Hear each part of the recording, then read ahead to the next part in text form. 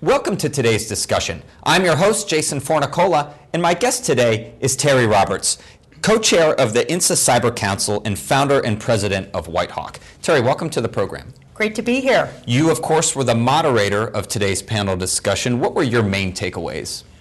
So I think I was really excited that government's actually ready for this. I think industry has been prepping the battle space for this transition, but I think finally the costs of legacy architectures are pulling government down.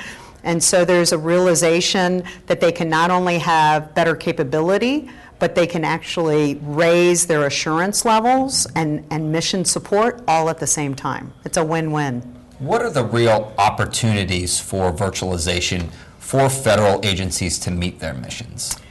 So I think they have to do their homework up front, which is basically review all their missions and their data sets.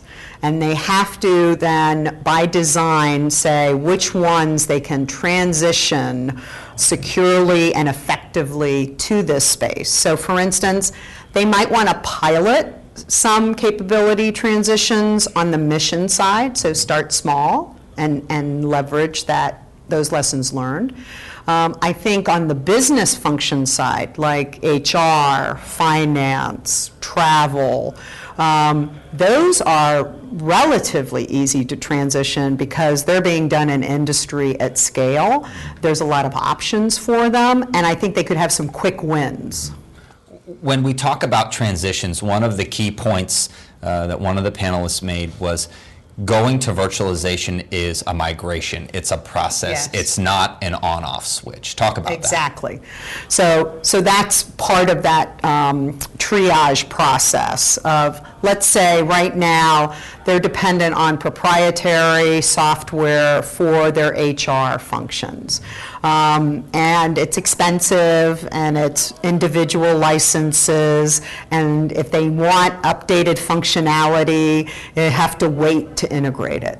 So it would be easy for them to triage their current needs, okay, and then find the right vendor and virtualization approach and bring that in and transition all of those functions in phase and test it and use it as a teaching mechanism for their entire workforce to show the cost and benefit. One of the key points that Kshemendra Paul made in his opening remarks was no big problems can be solved individually, right? We need to collaborate. Talk to me about how important that is.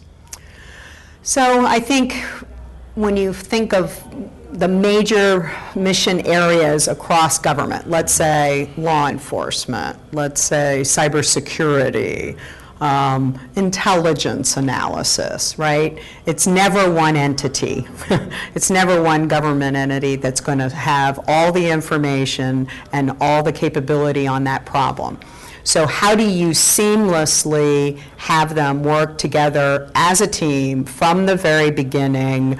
You know, what is our objective? What's currently going on? What are our options? And how do we take action? That's called collaboration on steroids.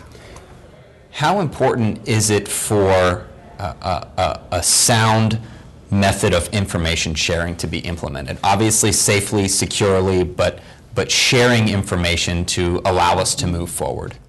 So I think it starts with the fundamentals of what you have in the architecture that you're using to share. As was mentioned, you know, if your basic architectures today aren't up to date, and virtualization, right, allows you to keep all your software up to date. If your software isn't up to date, it's like the windows and doors of your house being open. So you are already insecure. And if one part of your architecture has that, then that's the mechanism they can come in. So by establishing the right virtualization architecture across various entities, then you raise the assurance bar for all, but it takes time, effort, architecture, and good design. And lastly, industry's role as a partner in this. Well, no offense, but industry really owns this space, right? A lot of these capabilities are being developed because business globally has demanded it and are leveraging it. So they already exist. They really just need to be tailored and transitioned to government. I'd like to thank my guest today, Terry Roberts, the co-chair of the INSA Cyber Council and the president and founder of Whitehawk. For WTOP and Federal News Radio, I'm Jason Fornicola.